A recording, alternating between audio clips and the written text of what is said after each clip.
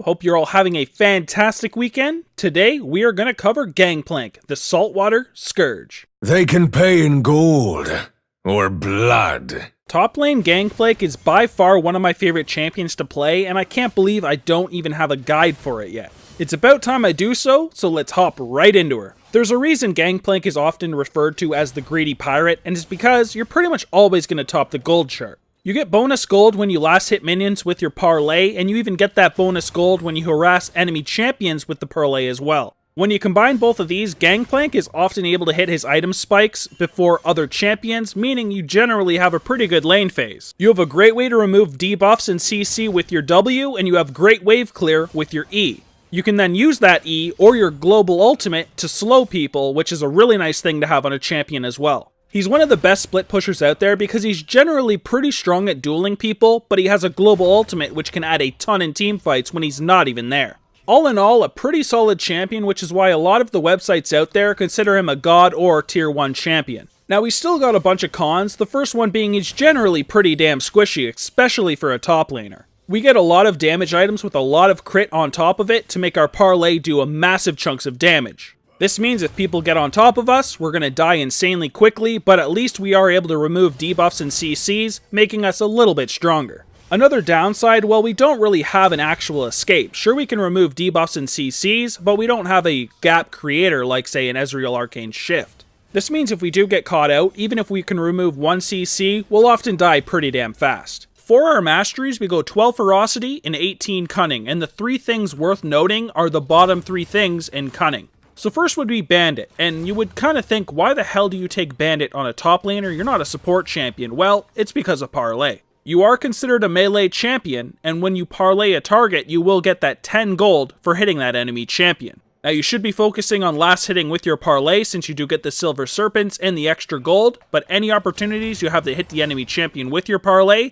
take it because it's a free 10 gold. We then get the cooldown reduction talent instead of the armor penetration because we want to parlay as much as we can. Gangplank is all about farming as much gold as fast as you can, and more parlays will help you accomplish this goal. This of course leaves our last one, our keystone, Thunderlord's Decree. Gangplank attacks really fast, and he's kind of reliant on deleting targets really fast, so Thunderlord's Decree is just the best choice in this tree, so that's why we grab it. For our runes, it's all about attack damage and tankiness. We take the attack damage reds and quints, armor yellows, and magic resist blues. This allows us to get a little bit tanky in the top lane and do as much damage as possible with our parlay, so harassing and last hitting is much more effective.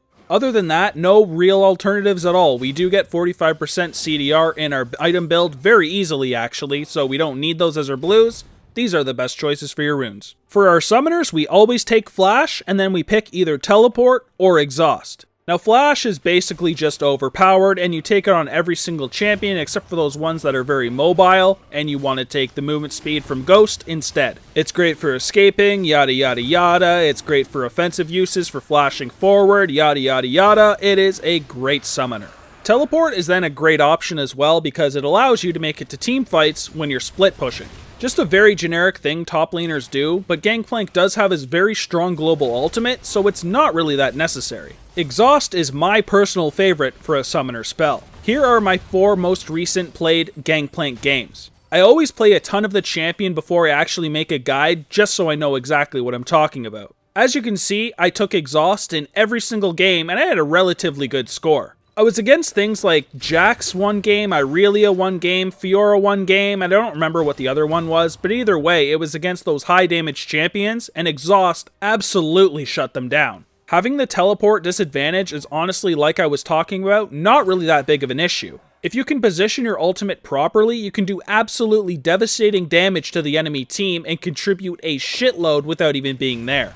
Exhaust will then allow you to dominate the top lane and pick up all that farm you need so you can scale like a goddamn monster. So let's quickly look at our abilities, starting with our passive, Trial by Fire. So every 15 seconds, which is a static cooldown, it does not go down with your CDR, your basic attack basically does more damage. It does bonus true damage over 2.5 seconds as well, which is great against those tanky targets, and Gangplank also gains 30% bonus movement speed for 2 seconds. Now Gangplank isn't the most mobile champion out there for sure, so 30% bonus movement speed from his passive is pretty friggin' nice. When you destroy a powder keg, you instantly ready Trial by Fire as well and grant its bonus movement speed, which is a great thing on the passive as well, since you can pretty much always destroy a keg. Next up is our Q, Parlay, and this is definitely our main ability, and we max it first. So simply, Gangplank shoots his pistol, doing physical damage and applying on-hit effects, and can critically strike.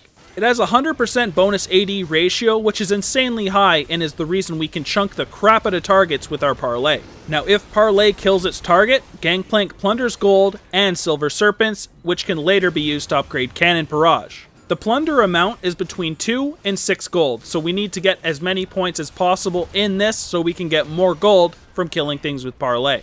Getting the silver serpents from those kills as well is insanely important because upgrading our cannon can make it do devastating damage. With this skill, you pretty much want to make sure you last hit as many minions as possible with it, and in between those, use this on an enemy champion to get that 10 bonus gold from Bandit. Now we'll talk about this a bit more on the E page, but you can use this to kill a barrel as well that you drop. Any barrel that you do explode with your Parlay will give the bonus gold to anything killed by that barrel. This is great for getting a lot of AoE gold when there's a large minion wave, get a bunch of minions low, get the barrel to 1 hit point, and then get the Parlay off on that barrel and collect a shitload of gold. Our W, Remove Scurvy, is our way of taking off crowd control. When you use this ability, you of course remove that crowd control and heal yourself. This has a 50 to 150 base, plus 90% AP, plus 15% of your missing health. Now, although a bunch of it is based off your AP, it's not that incredible, but the nice part is it is based off of something we're missing health, so even if we have no AP, it can still heal for a pretty nice chunk. It's a pretty nice ability considering it does remove crowd control, but we only get 1 point into it early on because our Q and E just do a lot of damage, and we can't afford to take points out of them and put them in W.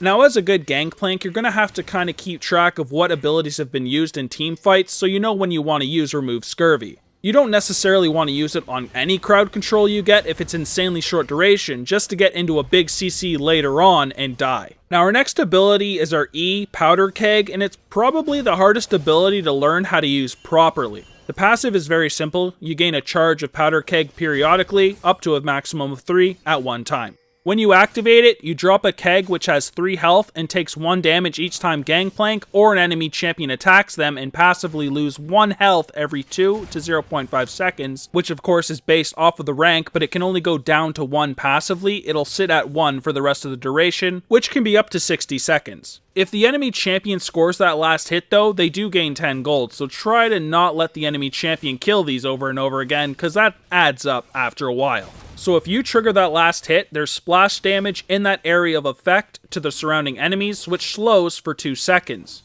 Those explosions also ignore 40% of the target's armor, and enemy champions take bonus physical damage. That right there is what makes the barrel so strong. They do AoE damage, which also ignores 40% of the target's armor, which is pretty fucking insane. These can then slow for up to 80% and make the champion take an extra 180 damage. That's a lot.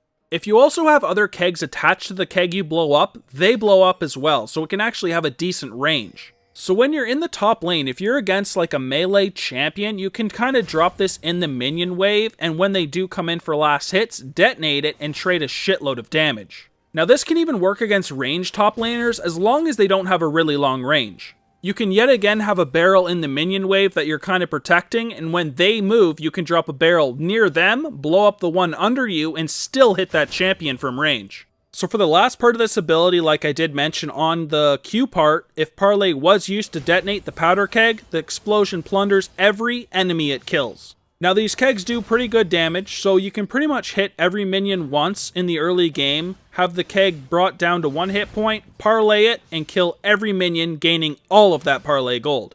This is definitely the hardest part of Gangplank, and it will take some getting used to considering the health decays at different ranks of the ability, but when you get used to it, it's straight up just an incredible ability. Our last ability is of course our ultimate, Cannon Barrage. So you signal your ship to fire upon the target area for 8 seconds, calling down 12 waves of cannonballs in clusters of 3 every 2 seconds, and you reveal it for the duration. Any Rengars or Shakos or anything trying to pull some shit in that zone will get seen and will die. Each wave deals magic damage and slows by 30%, making it pretty damn good in team fights since people will be slowed that are in this ultimate. So as we talked about, we get the Silver Serpents from our Q parlay kills, and with 500 of these, we can upgrade an ability. First up, which is the best one, is Death's Daughter. So an initial large cannonball lands in the center of the barrage, dealing a cluster's worth of true damage, fuck yeah, to all enemies it hits, and slowing by 60% for 1.5 seconds. Yet some more true damage and Gangplank's kit. With the true damage on this and his passive, and then when you combine his E, which does 40% ignore armor, he's really fucking good against tanks, guys. Next is Raise Morale, which is all about gaining 30% bonus movement speed for yourself and allies, which persists for 2 seconds after you leave the area. Then we have Fire at Will, which makes Cannon Barrage fire 6 additional waves over its duration, which is a really nice one, and we take it right after Death's Daughter. As we talked about, this is global. It's a great ultimate to use even when you're split pushing, so make sure you watch the damn map and you use it when there's team fights. Generally, you'll want to use it around their front line or around your AD carry if they are collapsing on them, so you provide a slow so hopefully they can kite a bit better. So even though we just talked about it, here quickly is our ultimate upgrades. First is Death's Daughter for that increased damage. We then take Fire at Will for more clusters, which could also equal more damage. Last but not least is Raise Morale. 30% movement speed is pretty decent, but not as good as all the damage we get from the other two, so that's why it's last. For our ability order, of course, coming in at number 1 is our ultimate, Cannon Barrage. For our first basic ability, we max our parlay for all the gold we can get from plundering targets and those nice Silver Serpents for upgrading our ultimate. We then move into our E, Powder Keg, for the great farming utility it is, and that high damage which ignores 40% of the target's armor. Last is Remove Scurvy. It's just a heal and a CC remover. We only need the one early point, so we can actually remove CC. Now here are some of the hardest matchups for top lane Gangplank. The very obvious first one is Pantheon, and it's because of his damn passive shield. He'll be able to hit minions a lot, so he'll be able to keep his shield up very often, and your parlays will always get blocked when you're trying to hit him through that shield. He will then be able to put out a lot more harass than you by throwing out his spears, and you're going to be kind of miserable. It's not the worst thing, however. You are able to get a lot of farm with your parlay. You kind of just have to farm as much as you can until the late game, and you are a beast. Next up is Wukong, and it's because of his damn QE combo. He'll be able to dish this out on you over and over again, and then just decoy away and wait for it to be off cooldown, and rinse and repeat. He's going to stay out of range as much as possible, so you can't actually parlay him, and when you parlay a minion, because you don't really have a choice, you have to, he's going to come in for a trade. Last but not least is those damn ranged champions who annoy the shit out of most melee top laners. This would be Kayle and Quinn. Kayle will just deal a lot more damage than you and can out-sustain you with her heal. This is a pretty lame matchup. I hate you, Kayle. Go to mid. Fuck off. Quinn, on the other hand, yet again can out-trade you with all that range, and you got the blinds to deal with. Also annoying. Stick to AD carry. Fuck off.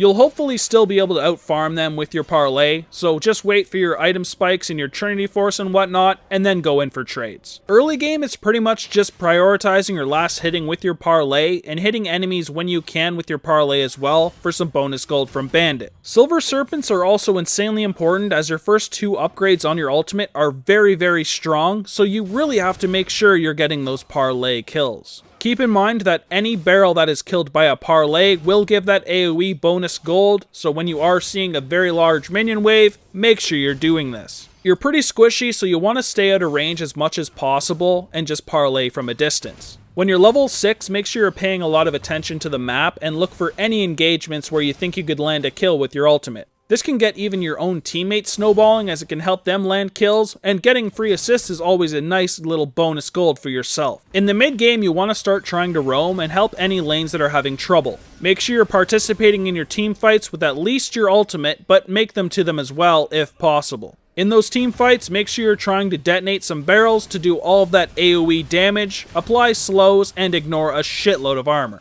Keep in mind that you're a great split pusher since you're a decent dueler and you have a ton of wave clear. You can push waves insanely fast. Try to roam around the map, putting out as much pressure as you can and make the enemy start roaming around for you to catch them out of position. If they end up over-rotating for you, this can give your team some free dragons or towers. You know what? Maybe even a baron. In late game, keep roaming around the map, putting out massive pressure, and in team fights, make sure you're trying to prioritize those squishy targets with your parlay. Yet again, try to explode barrels for massive AoE damage and some nice slows, which can make kiting for your AD carry a lot easier. Alright, we've made it to the last portion of the guide, the item build, and it starts with a Corrupting Potion and Warding Totem. For our core build is our Trinity Force, Ionian Boots, and Infinity Edge. Trinity Force is incredible on Gangplank since the sheen works so awesome with our parlay. With these 3 items here, we're already at 35% CDR with the, of course, 1 talent in the Cunning Tree, and then we get Infinity Edge for all of that extra crit damage.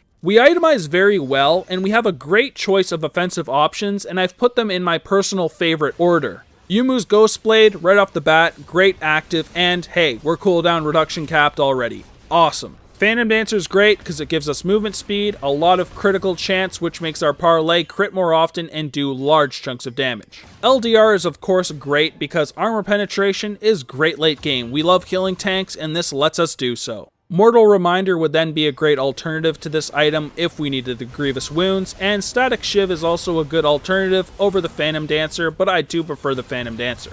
Then we've got Death's Dance, which is a nice way of gaining some lifesteal and could replace our Yumu's Ghostblade since it also has 10% CDR, putting us at cap. As I said, we itemize pretty good, and there's also a lot of good defensive options. First up would be one of the 2 items that provide a shield, both the Maw and the Sterax Gauge. If we need a bunch of armor, we then of course also have the Dead Man's Plate, Randuin's, and a Guardian Angel if we want to come back to life. Spirit Visage is also a great choice if we do need some of that CDR, and it even gives us a little bit of extra healing on our W. For the example full build, however, it's generally best to build Gangplank for pure damage and just parlay the shit out of people. We do this by taking the Trinity Force, Ionian Boots, Infinity Edge, Yumu's Ghostblade, Phantom Dancer, and LDR. We get a great activate on the Yumu's for closing gaps, a lot of crit from both the Phantom Dancer and Infinity Edge, we get the sheen from the Trinity Force and some armor penetration from LDR while staying cooldown reduction capped. So that's pretty much it, ladies and gentlemen. That is our Season 6 top lane Gangplank guide. For more guides, you can go to our website, www.egamingtv.com. We also do skin giveaways on our Twitter at egaming_TV, so if you're interested in winning free skins, make sure you head over to Twitter and give us a follow. Thank you guys so much for watching, and if you guys did enjoy the video, please make sure you like and subscribe, and I'll see you guys in the next one. Peace! I just wanna say one thing.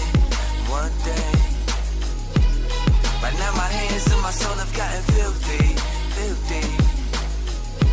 And it's taking everything for me to come clean.